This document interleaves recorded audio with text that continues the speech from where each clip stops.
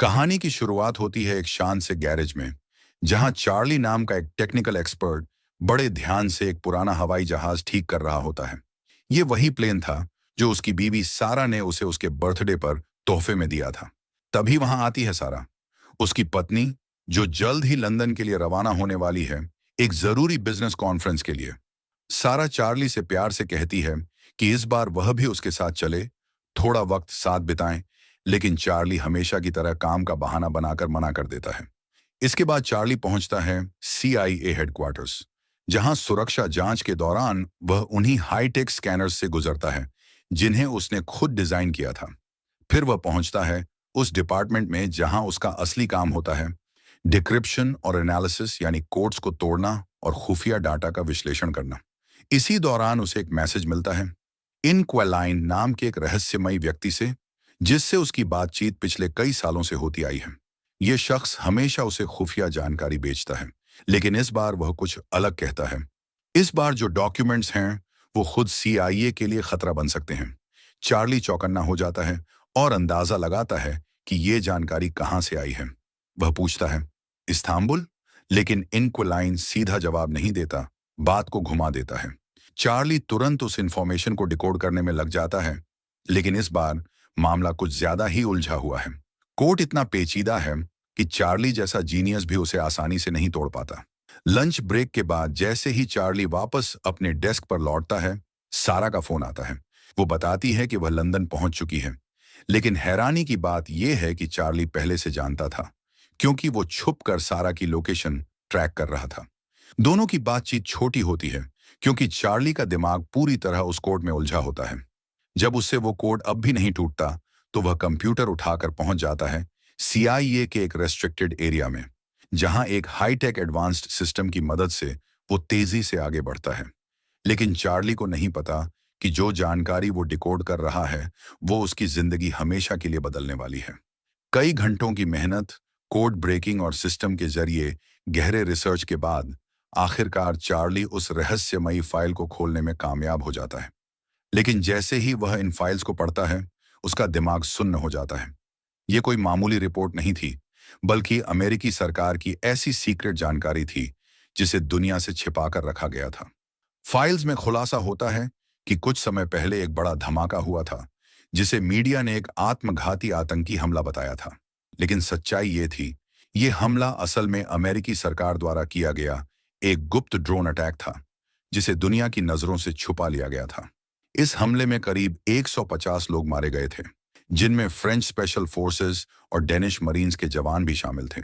ये जानकारी इतनी खतरनाक थी कि अगर बाहर आती, तो CIA और अमेरिका की छवि पूरी दुनिया में गिर जाती।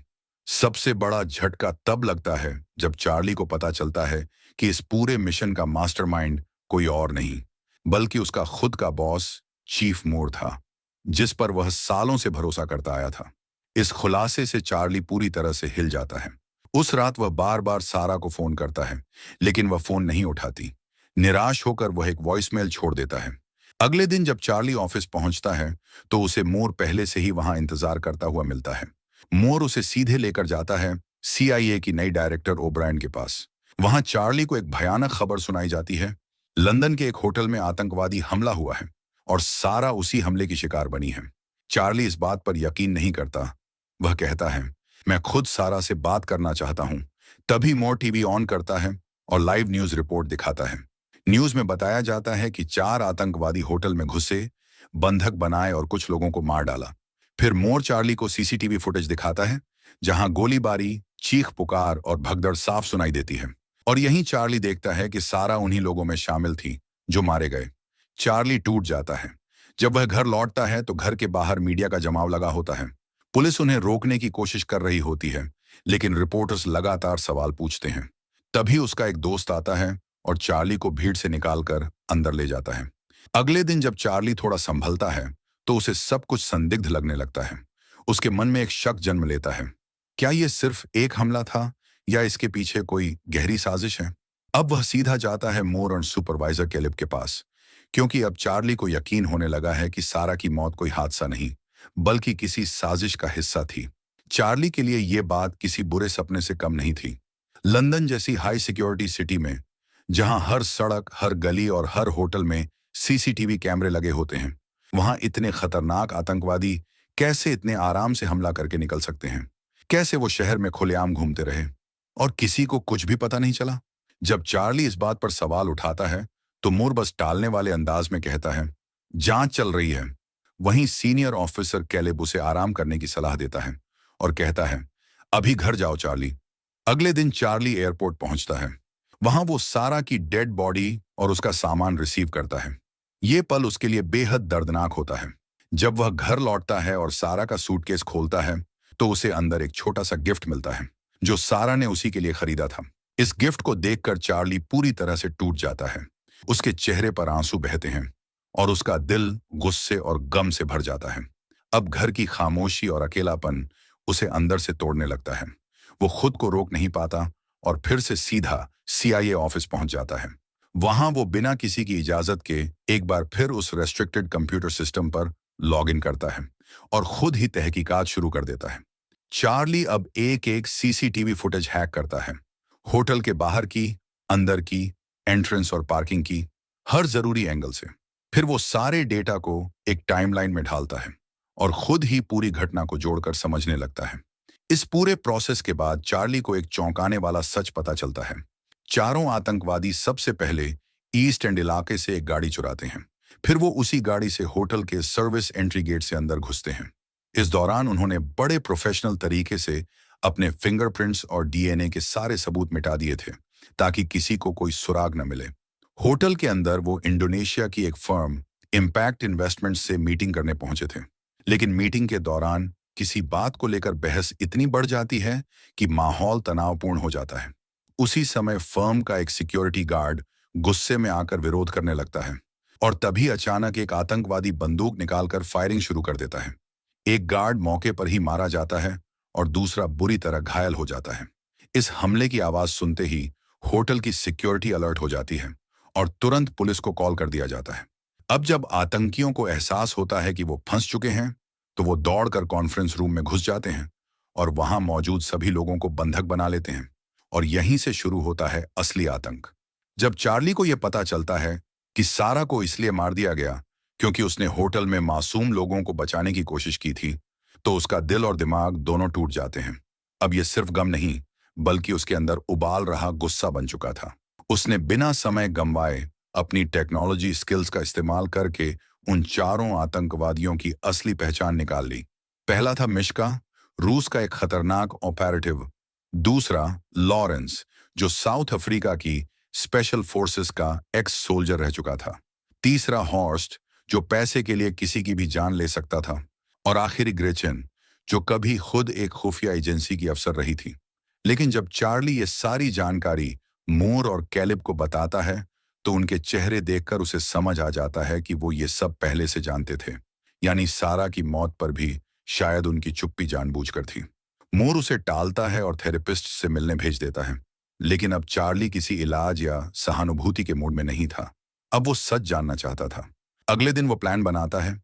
अपनी सीआईए आईडी में एक खास चिप छुपाता है, जो सिक्योरिटी स्कैनर से बच जाती है। ऑफिस पहुंचकर वो खुफिया फाइल्स को प्रिंट करता है और एक डिवाइस से उनकी डिजिटल कॉपी बना लेता है। उस रात अकेला बैठा बार में ज्यूक बॉक्स को घूरता रहता है, जैसे कोई पुरानी याद उसे भीतर से जला रही हो। और सुबह होते ही वो फिर ऑफिस पहुंचता है। लेकिन इस बार उसके हाथ खाली नहीं होते। उसके पास होते हैं प्रिंटेड सबूत, जिनमें सीआईए की कई खतरनाक साजिशें उजागर होती हैं। सीरिया के अस्पताल पर बमबारी, यमन में आम नागरिकों की मौत और भी बहुत कुछ। चार्ली धमकी देता है, मैंने एक डेड मैन स्विच एक्टिव किया है। अगर हर 5 घंटे में मैं एक खास कोड सिस्टम में नहीं डालूंगा, तो ये सारे सबूत दुनिया के बड़े न्यूज चैनलों तक पहुंच जाएंगे। फिर वो डील रखता है। उसे सीआईए की पूरी ट्रेनिंग चाहिए, फेक पासपोर्ट, मोटी रकम, एक हथियार और उन चारों आतंकियों की पूरी डिटेल, क्योंकि अब चार्ली सिर्फ एक एनालिस्ट नहीं, एक शिकारी बन चुका है। मीटिंग खत्म होते ही जैसे ही चार्ली अपनी कार में बैठता है, उसका शरीर तनाव से कांपने लगता है और वही कार में बैठते ही वो उल्टी कर देता है। अब उसे पहली बार एहसास होता है कि जिस जाल में वो कूद चुका है, वो किसी खेल का हिस्सा नहीं, बल्कि जिंदा बचने की जंग है। दूसरी तरफ सीआईए ऑफिस में मूर इस बात को मानने से इनकार कर देता है कि चार्ली ने वाकई कोई डेड मैन स्विच एक्टिव किया है। उसका कहना होता है, ये बस एक धमकी होगी, एक चाल। लेकिन तभी केलिब बीच में बोलता है, अगर ये ब्लफ नहीं हुआ तो। वो समझता है कि इस खतरे को हल्के में लेना सीआईए के लिए बहुत भारी पड़ सकता है। अब टीम चार्ली की हर हरकत की तहकीकात करने लगती है। सबसे पहला सवाल, उसने सीआईए की इतनी खुफिया फाइल्स की कॉपी आखिर की कैसे? वो अंदाजा लगाते हैं कि शायद चार्ली ने कोई स्किमर डिवाइस यूज किया जो सीधे सीआईए के सिक्योर कंप्यूटर से तो डेटा नहीं निकाल सकता, लेकिन प्रिंटर से निकाल सकता है। इसका मतलब चार्ली ने पहले फाइल्स को प्रिंटिंग सिस्टम में डाला, फिर प्रिंटर से एक मैग्नेटिक स्ट्रिप डिवाइस की मदद से डेटा चुराया। जब सिक्योरिटी फुटेज चेक होती है तो साफ नजर आता है कि चार्ली ने हाल ही में एक लोकल स्टोर से सच में मैग्नेटिक स्ट्रिप खरीदी थी। लेकिन असली पहेली ये थी, उसने वो डिवाइस सीआईए की बिल्डिंग में लेकर कैसे गया और वापस कैसे लाया? जांच करते करते एजेंट्स चार्ली के घर की भी तलाशी लेते हैं और पता चलता है कि वो हाल ही में 2 बार एक ही बार में गया था। जब एजेंट्स उस बार की तलाशी लेते हैं तो जुक बॉक्स के नीचे उन्हें एक पुरानी एबा म्यूजिक सीडी मिलती है। केलेब जब उस सीडी को जुक बॉक्स में प्ले करने की कोशिश करता है तो उसमें से सिर्फ अजीब सी आवाजें और नॉइज आती हैं, कोई म्यूजिक नहीं। तभी टीम समझ जाती है कि ये कोई आम सीडी नहीं, बल्कि ये चार्ली द्वारा छुपाई गई कोई डिजिटल डिवाइस है। शायद यही वो चीज है जिसमें उसने खुफिया जानकारी छुपाई है, और वो सीडी को वहां से जब्त कर लेते हैं। इसी दौरान दूसरी तरफ चार्ली अब सीआईए के ट्रेनिंग सेंटर पहुंच चुका होता है, जहां उसका स्वागत करता है कर्नल हेंडरसन। अब वो चार्ली को असली दुनिया की ट्रेनिंग देने जा रहा होता है। ट्रेनिंग की शुरुआत होती है शूटिंग रेंज से, लेकिन यहां चार्ली की कमजोरी सामने आ जाती है। वो कोई खास निशानेबाज नहीं होता, उसे सही निशाना लगाने के लिए टारगेट के काफी करीब जाना पड़ता है। लेकिन जैसे ही बात आती है बम बनाने की, चार्ली सबको हैरान कर देता है। वो इतनी तेजी और सटीकता से बम असेंबल करता है कि खुद कर्नल हेंडरसन भी हैरान रह जाता है और पहली बार उसे गंभीरता से लेने लगता है। अब चार्ली को अपनी नई पहचान याद करनी होती है, जो उसके अगले मिशन के लिए बेहद जरूरी है। उसकी ट्रेनिंग अब और भी कठिन हो चुकी थी। कर्नल हेंडरसन उसे हर हाल में परखना चाहता है। वो बार बार चार्ली को धक्का देता है, उस पर चिल्लाता है, उसे मानसिक दबाव में डालता है, ताकि ये देखा जा सके कि क्या चार्ली तनाव और तकलीफ में भी खुद को भूलता तो नहीं। क्या वो अब वो इंसान है जो खुद को पूरी तरह बदल चुका है? आखिरकार चार्ली के लिए फेक पासपोर्ट और नई आईडी तैयार कर दी जाती है। लेकिन उसी रात कुछ ऐसा होता है जो चार्ली के दिल को हिला देता है। कर्नल हेंडरसन उसके कमरे में आता है और गंभीर लहजे में कहता है, तू कातिल नहीं है। चार्ली की आंखों में दर्द और आग दोनों होते हैं। वो बस एक ही बात कहता है, मैं सिर्फ इंसाफ चाहता हूं। हेंडरसन चुपचाप एक पिस्तौल निकालता है, चार्ली के हाथ में थमाता है और कहता है, अगर तू वाकई कातिल बनना चाहता है तो मुझे गोली मार। चार्ली की उंगलियां कांपने लगती हैं, हाथ थरथराता है। वो पिस्तौल को ऊपर उठाता है, लेकिन कुछ सेकंड बाद वो उसे नीचे कर देता है, क्योंकि उसके अंदर अभी भी इंसानियत जिंदा है। वो मारने वाला नहीं बना, लेकिन बदला तो अब भी जिंदा है। उधर सीआईए के ऑफिस में एजेंट्स उस सीडी की एनालिसिस में कई घंटे बिता देते हैं, और जो सच्चाई सामने आती है वो सबको चौंका देती है। चार्ली का डेड मैन स्विच सिर्फ एक ब्लफ, यानी झूठा धमकी थी, लेकिन ये ब्लफ इतना दमदार था कि सभी उसे सच मान बैठे थे। जैसे ही यह पता चलता है, टीम मोर को रिपोर्ट देती है, लेकिन उन्हें नहीं पता कि चार्ली उनकी पूरी बात सुन रहा है। असल में चार्ली ने अपनी आईडी बैज में जो चिप छुपाई थी वो एक बग डिवाइस थी, और उसने वही बग उन फाइल्स में भी प्लांट कर दिया था जो उसने अपने सीनियर्स को दी थी। अब चार्ली सब कुछ लाइव सुन रहा था। मोर को जैसे ही यह पता चलता है, वो तुरंत हेंडरसन को कॉल करता है, चार्ली को तुरंत अरेस्ट करो। लेकिन तब तक बहुत देर हो चुकी होती है। चार्ली सीआईए ट्रेनिंग सेंटर से फरार हो चुका होता है। फोन कटते ही मोर को आखिरकार उस बग का पता चलता है और वो सीधे चार्ली से संपर्क करता है।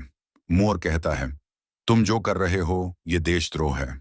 लेकिन अब चार्ली किसी की नहीं सुनता। वो अपने ईयरपीस को निकालकर फेंक देता है, जैसे ये साबित कर देना चाहता हो कि अब उसका रास्ता अलग है। अब चार्ली पहुंचता है लंदन एयरपोर्ट, जहां वो इमिग्रेशन प्रोसेस पूरी करता है और फिर छुपते छुपाते पेरिस की ओर रवाना हो जाता है। लेकिन तभी एक नई मुसीबत आ जाती है। उसका फेक पासपोर्ट सीआईए के सिस्टम में ट्रिगर हो जाता है। मूर तुरंत हेंडरसन को आदेश देता है, उसका पीछा करो। पेरिस पहुंचकर चार्ली एक होटल रूम बुक करता है। उसी रेस्टोरेंट के पास जहां अक्सर ग्रेचन आती जाती देखी गई है। आखिरकार चार्ली की लंबी निगरानी काम आ ही जाती है। उसे ग्रेचन दिखाई देती है और जैसे ही वो उसके ट्रैकिंग रेंज में आती है, चार्ली उसका फोन ट्रैक करना शुरू कर देता है। पूरा दिन चार्ली उसी बिल्डिंग के बाहर बैठा रहता है जहां ग्रेचन रहती है। वो तब तक इंतजार करता है जब तक ग्रेचन घर से बाहर नहीं निकल जाती। जैसे ही एक और किराएदार बाहर निकलता है, चार्ली उसी मौके का फायदा उठाकर बिल्डिंग के अंदर दाखिल हो जाता है। अब उसे ग्रेचन के फ्लैट के अंदर घुसना होता है। वो एक ऑनलाइन वीडियो देखकर लॉक खोलने का तरीका अपनाता है और ताला तोड़कर घर के अंदर पहुंच जाता है। घर के अंदर वो धीरे धीरे हर कोना तलाशता है और उसे ग्रेचन की डायरी और मीटिंग्स की फोटोज मिलती हैं, जिनमें उसकी आदतें और आने जाने की जगहों का पूरा हिसाब होता है। एक दराज में उसे एक बंदूक भी मिलती है जिसे वो अपने पास रख लेता है, लेकिन तभी उसका ट्रैकर अलर्ट देता है, ग्रेचेन वापस आ रही है। चार्ली जल्दी से सीढ़ियों की ओर दौड़ता है और छिपकर उसका इंतजार करता है। जैसे ही ग्रेचेन घर में दाखिल होती है, चार्ली उसे देख तो लेता है, लेकिन उसका हाथ कांपने लगता है। वो ट्रिगर नहीं दबा पाता। उसके अंदर अब भी इंसानियत बाकी थी। वो बिना जरूरत किसी की जान नहीं लेना चाहता था। थका हुआ और टूट चुका चार्ली वापस होटल लौटता है और वहां वो ऐसे दिखावा करता है जैसे सारा आज भी उसके साथ है, जैसे वो होटल के उस कमरे में उसका इंतजार कर रही हो।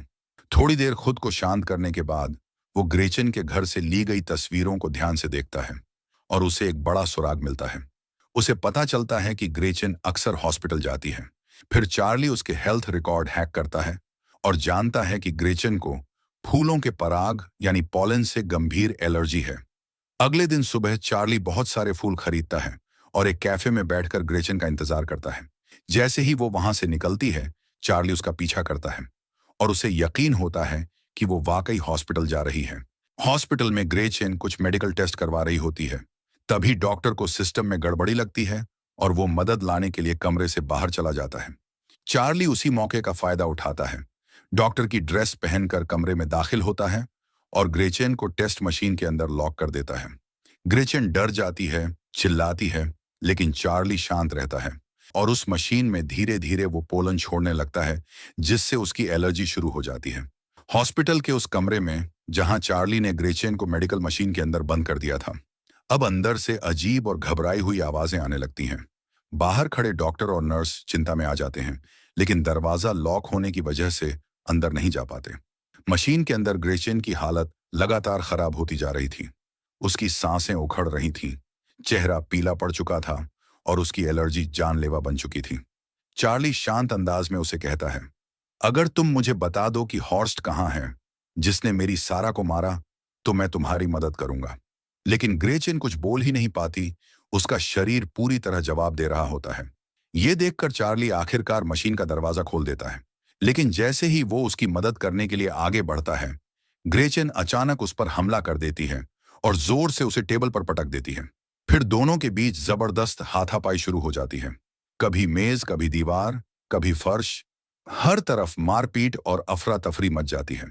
चार्ली बंदूक निकालने की कोशिश करता है, लेकिन ग्रेचन उसे गिरा देती है और जैसे ही उसे मौका मिलता है, वो दरवाजा खोलकर भाग जाती है। चार्ली भी तुरंत उसका पीछा करता है। अब दोनों सड़क पर हैं और चार्ली हाथ में बंदूक लिए दौड़ रहा है, लेकिन तभी एक तेज रफ्तार कार ग्रेचन को टक्कर मार देती है। चार्ली कुछ पल तक वहीं खड़ा रह जाता है। वो हक्का बक्का होता है क्योंकि ग्रेचन की लाश अब उसके सामने पड़ी होती है।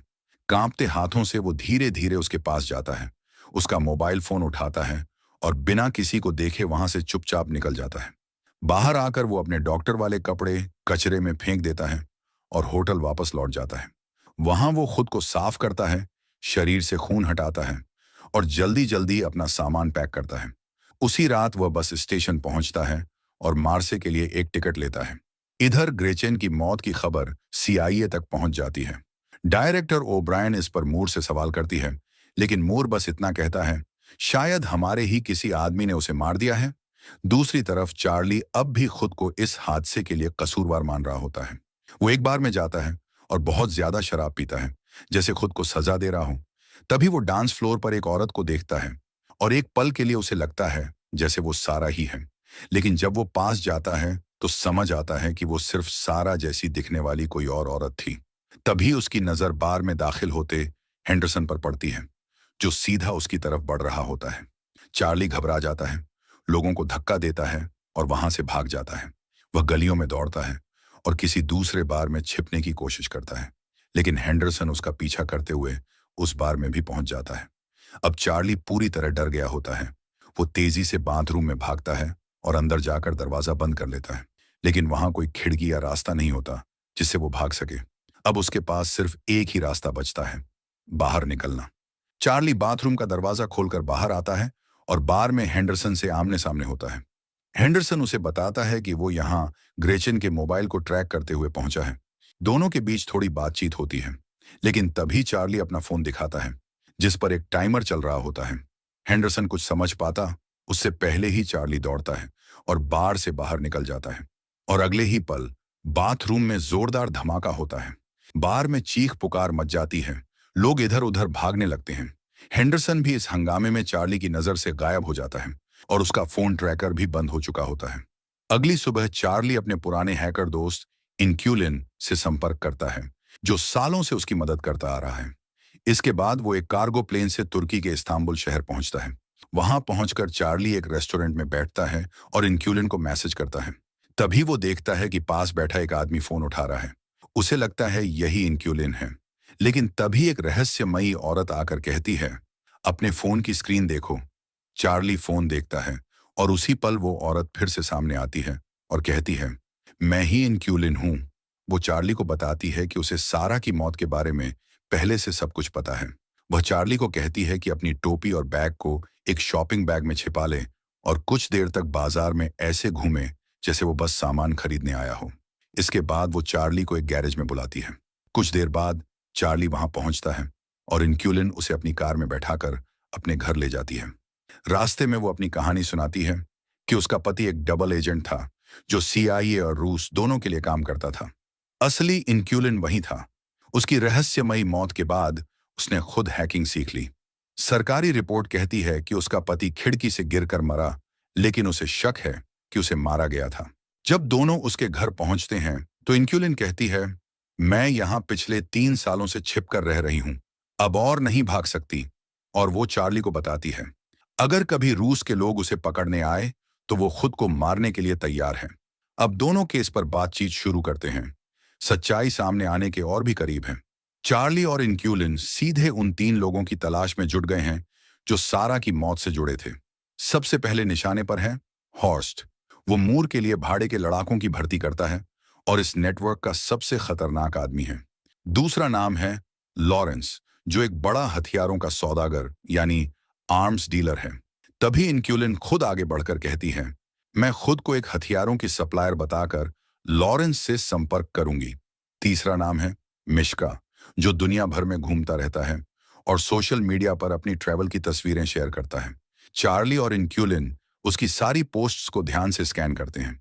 एक तस्वीर में वो किसी महिला के साथ नजर आता है। फेशियल रिकॉग्निशन टूल की मदद से वो महिला की प्रोफाइल का पता लगाते हैं और पता चलता है कि वो इस वक्त स्पेन में है। दूसरी तरफ अमेरिका में कैलेब अब CIA की टीम को अलर्ट कर देता है। सभी संदिग्धों की निगरानी खड़ी कर दी जाती है ताकि चार्ली तक पहुंचा जा सके।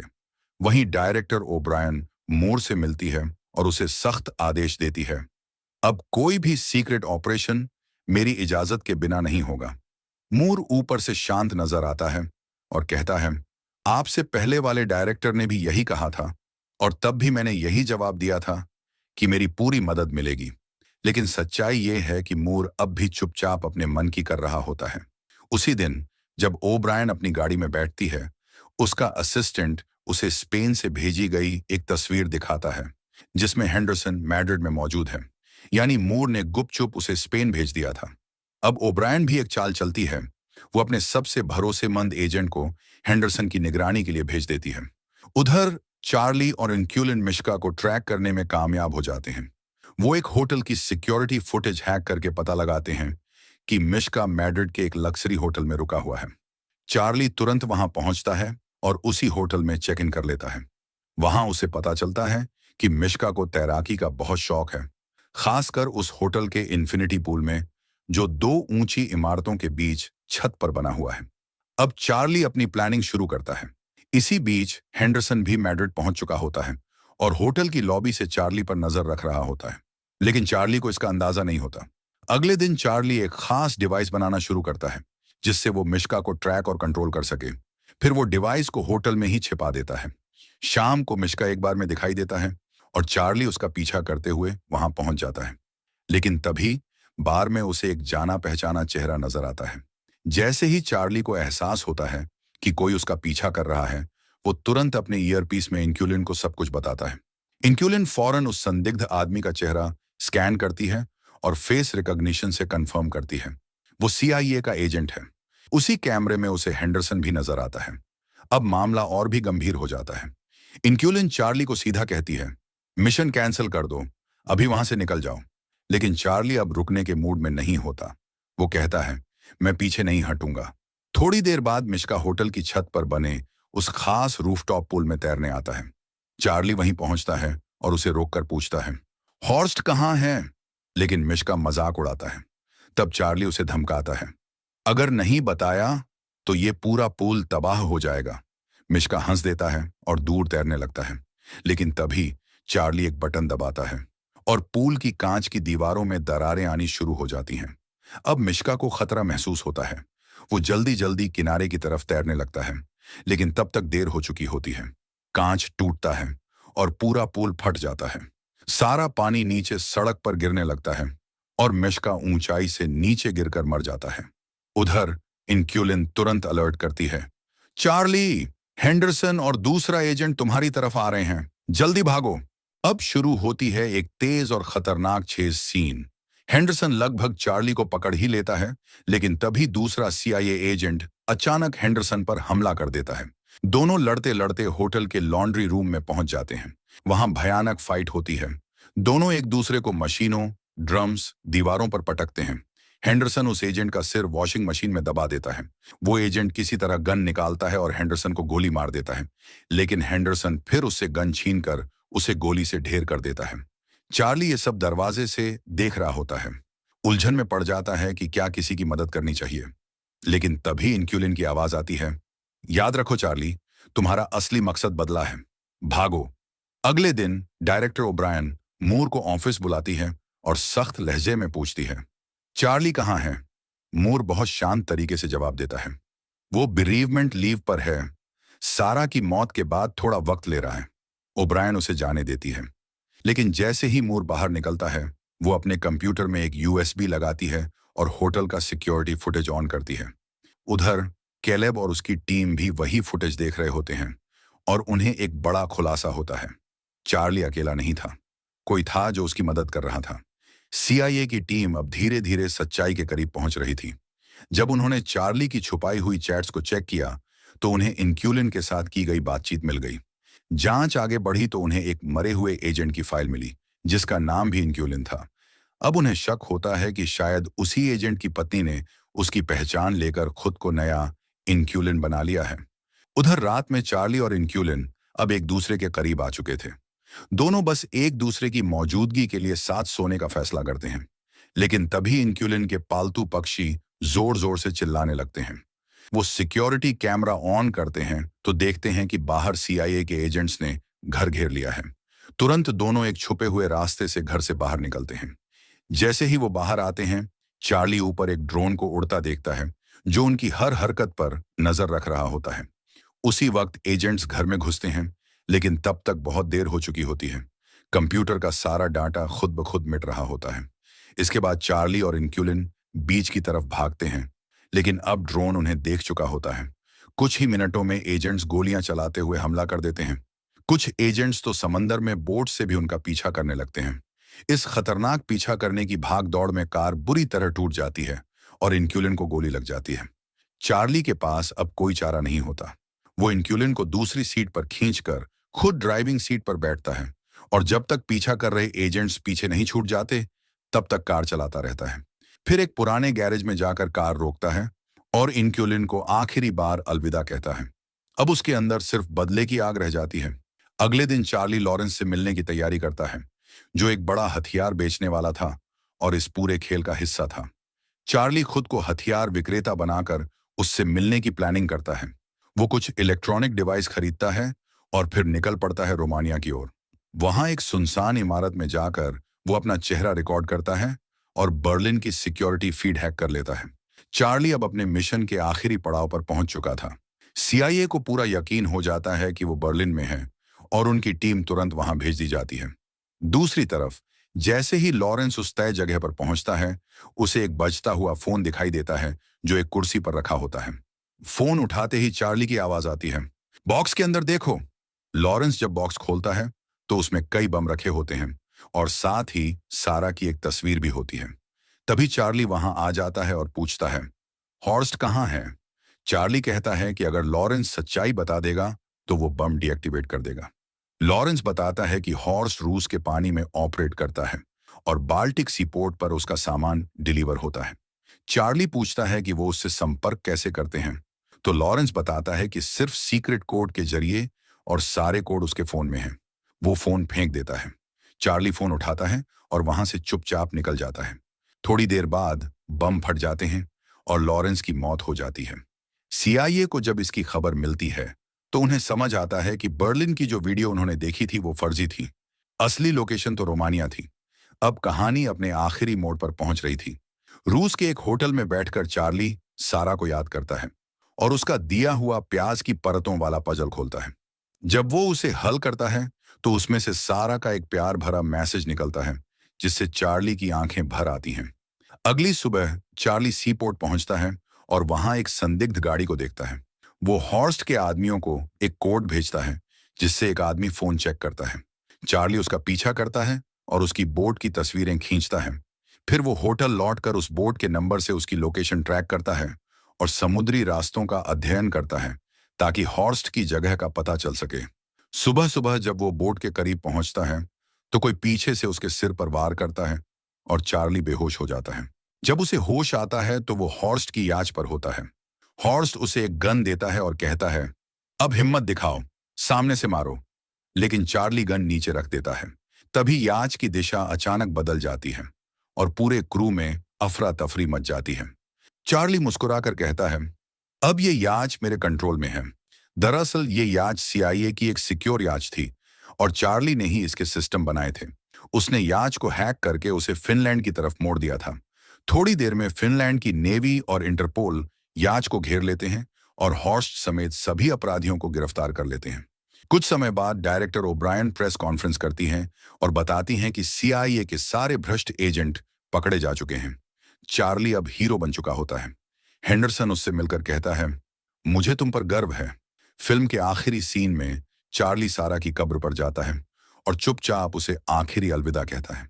फिर वो वही प्लेन उड़ाता है जो सारा ने उसे गिफ्ट किया था।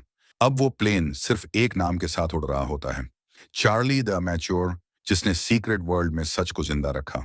और इसी के साथ चार्ली की कहानी यहीं खत्म होती है।